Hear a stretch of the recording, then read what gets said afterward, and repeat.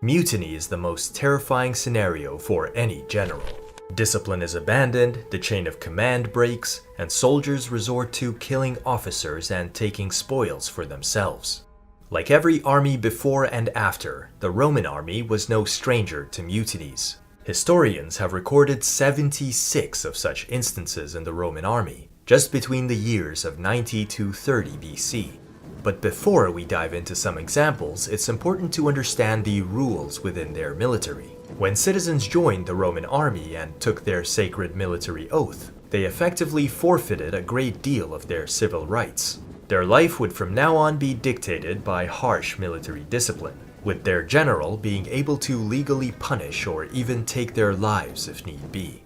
But despite all this, the Roman military never contemplated any sort of punishment for an officer or soldier who spoke out his mind. In fact, ordering a subordinate to stay silent and not talk to his comrades was a terrible offense. And even in the army, they still retained their right of libertas, the freedom to be treated like a citizen. Moreover, every general was expected to keep their men informed about the latest developments and remain open to their suggestions and demands. On the one hand, this allowed for a chance to resolve problems in the camp as soon as they arose. But on the other, it meant that when doubts about a general's ability or strategy started to emerge, soldiers and officers could openly question them, be it in secret or out in public. But despite this, soldiers would still usually obey their generals out of both the fear of harsh punishments for mutiny and respect to their military oaths. Other times, when soldiers kept receiving unreasonable orders with no explanations, their protests and demands could grow so bold that it would be their generals that would have to give in to demands, even if acting as though under no external influence, just to keep up the illusion of supreme authority.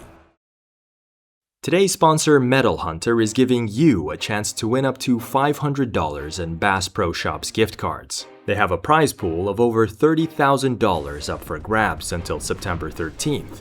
And all you have to do to enter is download the game for free and unlock Arena 2 for your first spin, and Arenas 4, 7, and 9 for an additional spin. Then head on over to mh-challenge.com, enter your player ID, and spin the wheel.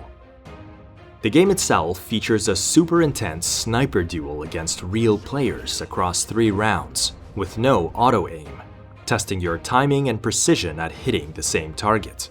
You can play on 9 launch locations based on real operations, like Pearl Harbor, Warsaw, and Afghanistan, collecting gunner cards and upgrading weapons along the way to climb the leagues and club ratings. Don't forget to use my special code on screen right now for a bonus welcome package that will give you a head start over everyone else. Download Medal Hunter for free on iOS and Android today. Good luck, and let me know what you got from your spins in the comments below. This constant tug of war between giving the soldiers what they want while still maintaining authority was present to some degree in every campaign. At Pharsalus, for example, Pompey was forced to give battle against his wishes due to the barrage of criticism he received from his subordinates. Julius Caesar too experienced this at the Battle of Ilerda, when a delegation of soldiers came to inform him that they were tired of him avoiding confrontation with the enemy and told him to hurry up or else. But one of the most extreme examples of this was Aulus Postumius Albinus during the siege of Pompeii during the Social War of 89 BC. The soldiers under Albinus's command were recruited in Rome and were far from ideal, being especially unruly and unfit for military service. Albinus himself was not much better. He had a poor military record, and his aristocratic arrogance, avarice, and lack of care towards the well-being of his soldiers meant that he was at risk from the get-go. The situation turned worse when a rebel relief army was rumored to be on its way to relieve the siege of Pompeii. This made Albinus's soldiers increasingly fearful, and unrest quickly spread across the ranks. Albinus, determined to end the murmuring, called for an army assembly. This, by the way, was a common practice within the armies of Rome, and drew inspiration from the political rallies when orators would address the public from an elevated platform, and would try to win over the audience. When done correctly, this direct confrontation was a good way to diplomatically reach common ground with the soldiers. Albinus's speech, however, managed to greatly anger the soldiers, and provoke a violent mutiny. With no weapons at hand, his soldiers started throwing stones at their defenseless general and killed him in the subsequent riot. Now without a formal commander, Rome had a rogue legion to deal with, which posed another multifaceted dilemma. Contrary to what you might assume, Roman soldiers could display a high degree of discipline even when mutineering. Just like with modern trade unions, they would elect representatives to negotiate their terms, while the common soldiers still managed the daily routines of the camp and even attacks on the enemy.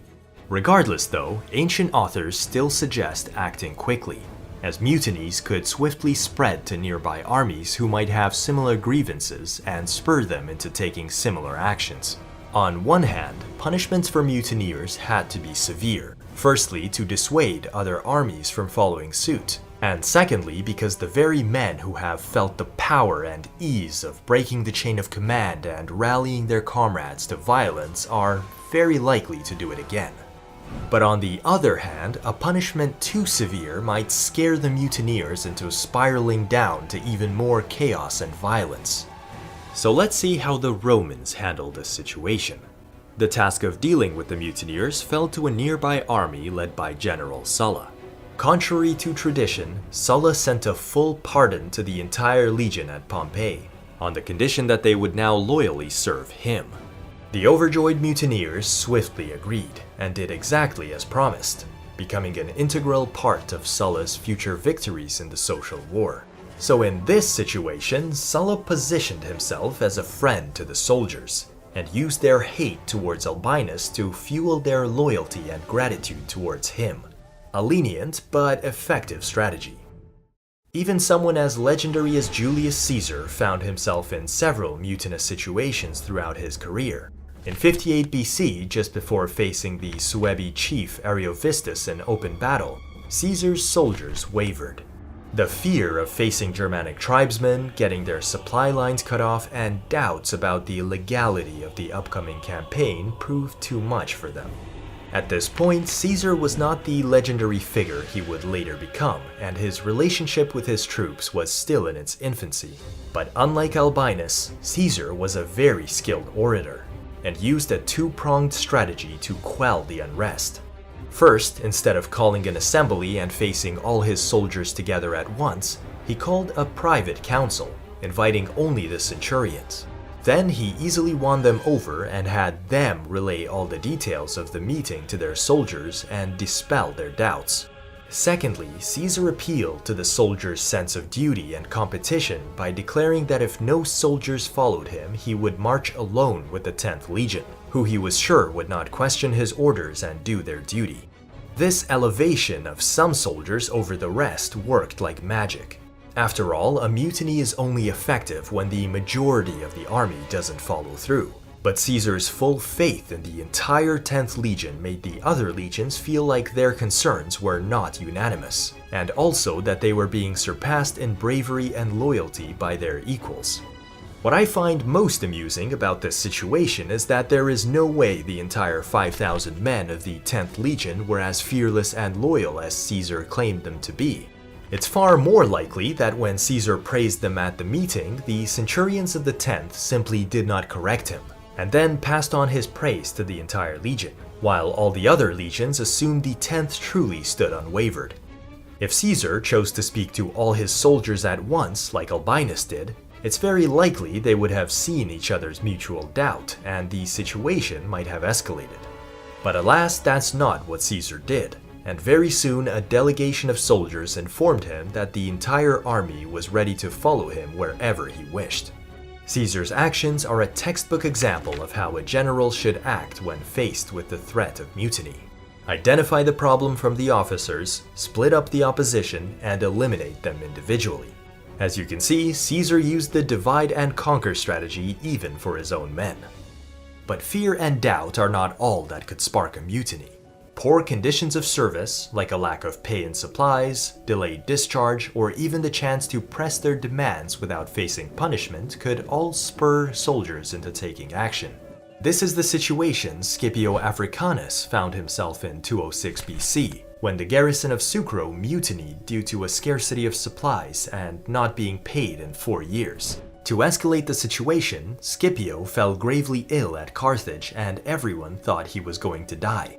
To top it all off, many of the soldiers in the garrison had served well beyond what was considered customary for the time and were desperate to retire.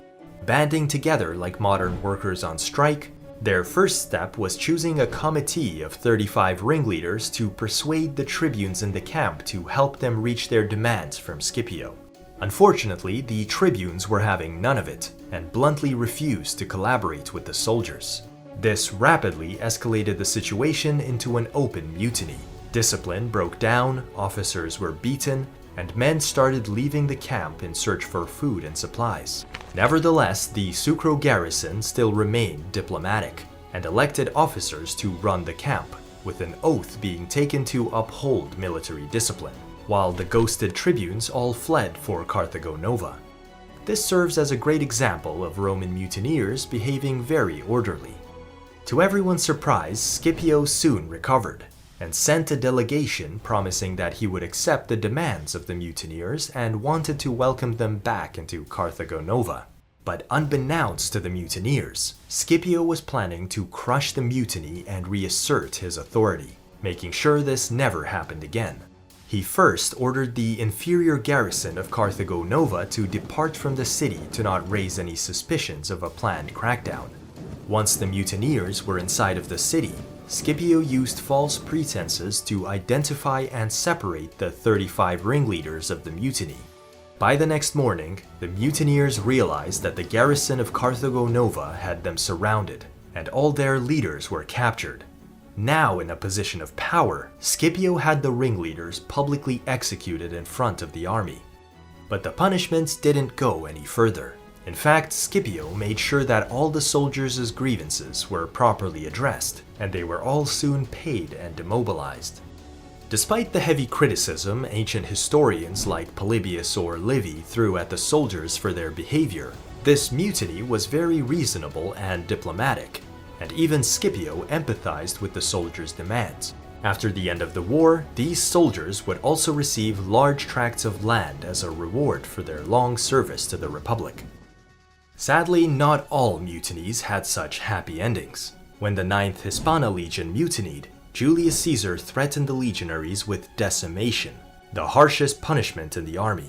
In this punishment, the entire army would be split into groups of 10, with one man from each group being randomly chosen to be beaten to death by the other 9.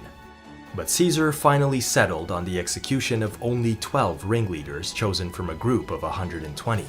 The legionaries of the 9th Hispana had been at the forefront of all of Caesar's campaigns since the very beginning, and had suffered substantial casualties in the process. By this time, most of his legionaries only wanted their long overdue honorable discharge from the army. The fairness of their demands was known to Caesar, who chose to exclude this episode from his commentaries not to stain his image as friend of the soldiers. As you have seen, Roman soldiers were far from the malleable, staunchly patriotic, and disciplined to the death men we often see portrayed in the media. Above all, they expected some basic concessions in return for fighting the enemies of Rome. A timely pay and discharge, a share in the spoils of war, the right to speak out their minds, and above all, the appearance of competence from their generals. When enough of these were not met, the famous discipline of the Roman army could come crumbling down in a heartbeat. If you enjoyed this video, be sure to check out our others which tackle the different dimensions of the Roman army. A special thanks from me goes to all the Patreons that make these videos possible for your enjoyment. Consider joining them and contributing to the effort. I hope to see you all in the next one.